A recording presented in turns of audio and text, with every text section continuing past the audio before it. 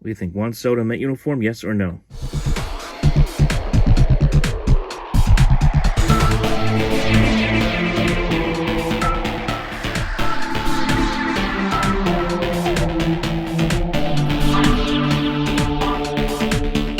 So, of course, the big story as we are heading towards the break here, obviously the Mets, the Yankees, both of them firmly in control of their own divisions right now. Mets with a 2-game lead over Atlanta. You have, of course, the Yankees with, 13, 14-game lead over in the AL East. Both teams riding high into the division. I know the Yankees, of course, this past week had some issues. They had some issues with the Reds. Had a little bit of stumbling with the Red Sox early in that series, but have since rebounded. But are still firmly in control of that division, have had a tremendous season, a tremendous first half, now 63 wins, best team in baseball. On the other hand, you have the Mets, who took the first 3 games against the Chicago Cubs, looking to sweep 4-game series from them this week, and what would complete a tremendous road trip where they took 2 out of 3 in Atlanta, and then take care of the Cubs going into the All-Star break. Both teams riding high. Both teams feeling good about themselves going into the break. Both teams looking like teams that could go on deep playoff runs, and when that happens, and you have big-time players possibly being named in the trade market, both teams are going to be very much interested. And, of course, that involves Juan Soto, the Washington Nationals, who on Saturday rejected a $440 million offer for 15 years from the Washington Nationals. And you could certainly understand why, because, again, the Nationals, very uncertain future as far as ownership is concerned, uncertain future as far as where they can compete within the next few years, a couple of years here. So he rejects that contract. He's only 23 years old. And there's a lot of rumors, a lot of speculation from Yankee fans, from Met fans. Would either New York team end up with Juan Soto? Should either team make a trade for him, whether it be before the deadline this year or perhaps in the offseason? That's going to be a very interesting question. And before before we crunch the numbers here and look at whether it's possible or even feasible for either team to get him, let's just take a look at Juan Soto first. Here's a player who is 23 years old. Still far away from the prime of his career, still has 2 years of arbitration eligibility in front of him before he becomes a free agent after the 2024 season. And when he does become a free agent, will only be 26 years old. He'll just be getting into the prime of his career. He has a very bright future, and you're talking about a player who has a 427 on-base percentage. 427. Okay, drew over about 145 walks last year, has 79 walks this year. Has 117 home runs in his career, has 354 RBIs in his career. All this at the age of 23. Had a big postseason 3 years ago at the age of 20 in 2019, was a big part of the Washington Nationals World Series championship run. Without a doubt, one of the best young hitters in baseball, and would be a humongous addition to anybody who gets him. And if it's in the case of the Mets, or in the case of the Yankees, would be a tremendous addition for that matter. So, of course, yes. If you ask me, as a Met fan, if you ask me straight up, would I like to see Juan Soto in Mets orange-blue? Of course. Why wouldn't I? Because he is a tremendous baseball player. But again, guys, the Mets are going to sit there and step back. The Yankees are going to sit there and step back and look at the situation. You have to look at what would be involved in trying to get that kind of player here to New York City. Let's start with the Yankees. Now, the Yankees, of course, have one of the best minor league systems in all of Major League Baseball. They really do. And without a doubt, the Nationals are going to ask for a number of those key pieces in the minor league system back. You have players like Anthony Volpe, who is having a tremendous year down in Somerset with the Patriots this year, especially over the last couple of months where he's really gotten to start hitting a lot better than he did at the start of the season. He's made that transition from High A to now Double A. He has done a fine job. Was at the Futures game this weekend for the All-Star Week. You have Oswald Peraza, who is another top Yankees prospect. It is ranked number 2 in the Yankees farm system, also a shortstop. Jason Dominguez, one of the Yankees' prized young outfielders down in the minor leagues, who is now making his way to High A Hudson Valley. He had a big day in the Futures game, had a 2-run home run in the Futures game, is considered the third best prospect in the Yankees farm system. Ken Waldichuk, who was with the Somerset Patriots at the end of the 2021 season, started the year with Somerset, now is with AAA Scranton Wilkes-Barre. He's right now ranked 5th in the Yankees among Yankees prospects, and is their top-rated pitcher down in the farm system. So you would have to figure that any combination of players such as these that I just mentioned, if not a handful of them, maybe two or three of them, would have to go back the other way to Washington in order to get that deal done.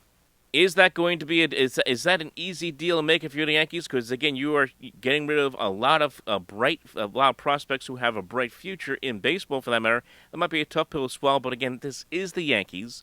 It is a franchise that is always going for the brass ring every single year, and this year is no exception, as they have 63 wins at the moment, leading Major League Baseball in wins, and look like they are poised to possibly win the franchise's 28th World Series championship. So from that standpoint, yes, you got to go out there and do everything you can to try to get that player here. Now, there is a long-term impact here. If, let's just say, the Yankees went out and got Juan Soto in a trade with the Washington Nationals, they're almost certainly making a statement, I would have to imagine, at least from my perspective, about Aaron Judge, who rejected a 7-year, $213 million offer from the Yankees in April. And again, Judge is about 7 years older than Juan Soto. Soto being 23 years old, Judge is 31 years old. So from that standpoint, they both play the same position. Would that mean if you're the Yankees, you would say, okay, we're going to bring in Juan Soto, but that means that's the end of the Aaron Judge era here in New York. That's, for a lot of fans, that might be tough to swallow from that matter. But again, you're also trying to manage your budget as well. Remember, you got Garrett Cole, who's also got a big contract in there as well with the Yankees, making $36 million a year. And with Soto, if he's making $480 million over 10, 15-year contract, you're talking about what, like 30, somewhere in the same vicinity of $36 to $40 million a year. So you have to consider that as well. And let's just say that could also spell the end of Giancarlo Stanton at some point, who is still under contract with the Yankees until 2028. Would the Yankees want to, let's say, consider possibly, I don't know, finding a way to get Stanton out of town at some point, maybe in the offseason, keeping Judge, and you sign Soto to a deal? That's also possible. Anything's possible in these kind of scenarios, but I'm just trying to throw these all at you right now because it does take a little bit of ingenuity from the front office standpoint to try to figure these things out, and there is an impact one way or the other. And let's just say again that the Yankees, let's say, brought in Soto, and let's just say with scenario number one, they let Judge walk. That would mean Judge would become, possibly, if he doesn't stay with the Yankees, a piece that could end up with the Mets. There's been talk about that. Maybe he goes to San Francisco. He's a Bay Area kid, goes to the Giants. There is that possibility increases as well. So do the Yankees really need Juan Soto right this second? I would say, as far as winning right now this year, probably not from the standpoint of winning this year, because they have a lot of power. They have enough power in the slap, obviously, with Judge and Stanton, Matt Carpenter, who has been unbelievable so far this year. But he is a guy who gives them a lot more would be a guy, Soto, that would give them a lot more consistency as far as getting on base and hitting for a higher average, something that a lot of Yankees do not do in that lineup. Now, as far as the Mets are concerned, this is very interesting. Now, one, you're going to have to get past the hang-up of teams in the division trading pieces with one another, which, generally speaking, doesn't happen too often. And, of course, regarding a bigger piece as Juan Soto would be, something that would be almost unheard of in a lot of ways from that standpoint of trading in the division is concerned. But from the Mets standpoint, they, too, offer maybe not as deep as a farm system as the Yankees do, but still got a lot of good players. And I know a lot of Met fans want to see Francisco Alvarez at the Major League level. Right now he's at AAA. He would have to be included in the package, going back the other way to Washington. That's just the way it is. We all know that. He would have to go back the other way. Someone like Brett Beatty would also have to be potentially involved in a trade with the Washington Nationals, as would somebody like a Alex Ramirez or Mark Ventos, Matt Allen. Those are just some of the names that could end up being involved in that kind of trade. So you're going to have to give up a lot of prospects to make that move. And, of course, a catcher who everyone likes in Alvarez, who a lot of Met fans feel has a future with the franchise and would like to see him with the team right now, for that matter. It also, again, much like the Yankees situation, as far as moving pieces in the long term, would have an impact long term on the Mets as well. From the short term standpoint, it would create kind of that unnecessary juggling, or that kind of uncomfortable juggling, I should say, that the Mets would have to make as far as who would it be in right field, who would be the DH. Would you have Starling Marte move to center field? Would Brandon Nimmo DH? You don't want to lose Marte's glove in the outfield? Would Mark Canha would he have to DH? And you put Marte in left, and you leave Nimmo in center, and you put Soto in right. You would have to figure all that out, just from the standpoint of trying to make it work this year. But from a long-term standpoint, if the Mets were to, make that trade, let's just assume it's a sign-and trade kind of deal with the Nationals. What's that mean for someone like a Pete Alonso, who's going to be arbitration eligible? Can the Mets Can the Mets get Alonso what he would want with someone like a Soto who's making $400 million plus over an extended contract? You also have Brandon Nimmo and Jeff McNeil also involved in that situation. Nimmo is going to be a free agent at the end of the season. He's a player who has had a tremendous year this year, 9 home runs. He has shown a lot of power. He has a lot of speed. Is a crafty player. Takes a lot of pitches. Very good in the outfield. Mets don't want to lose him. So the Mets fans don't want to lose him. He's become a fan favorite. Jeff McNeil coming as an all-star this year. What do you want to do with him in the long-term future? So those two guys become part of this plan moving forward if the Mets were to go ahead and bring in Juan Soto.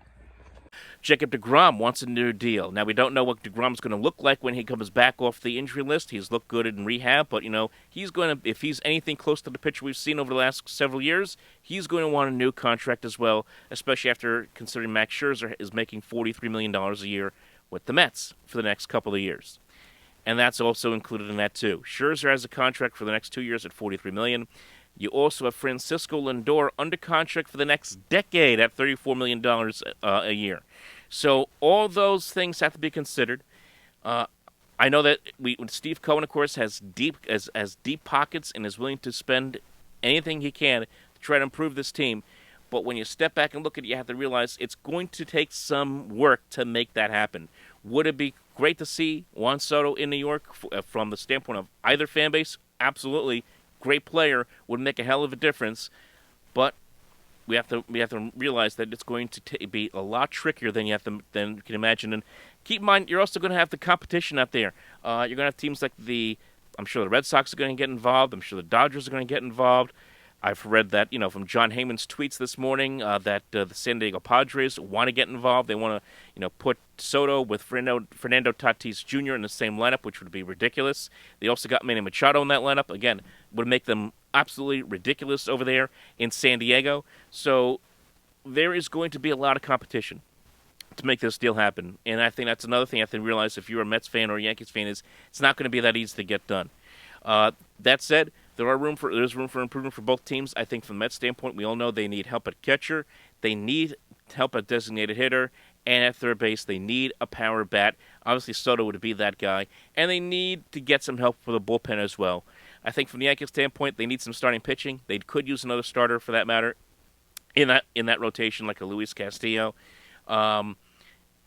A bat, hey, look, you could always use another bat in the lineup. I mean, it can't hurt, especially with Joey Gallo killing the Yankees the way he is as far as his batting average is concerned. So that's really where we are right now. Where do you folks think about Juan Soto? Do you think, as far as being a Met fan, Yankee fan, where would you like? What do you think? What would you be willing to give up? What would you be willing to give up to the Nationals to get Juan Soto in town? That's my question. What are you willing to give up, and what are you willing to sacrifice in order to make that happen with Juan Soto in a Mets uniform or Juan Soto in a Yankees uniform? Leave your thoughts below, and we'll talk to you next time right here on the Sports Talk Nation.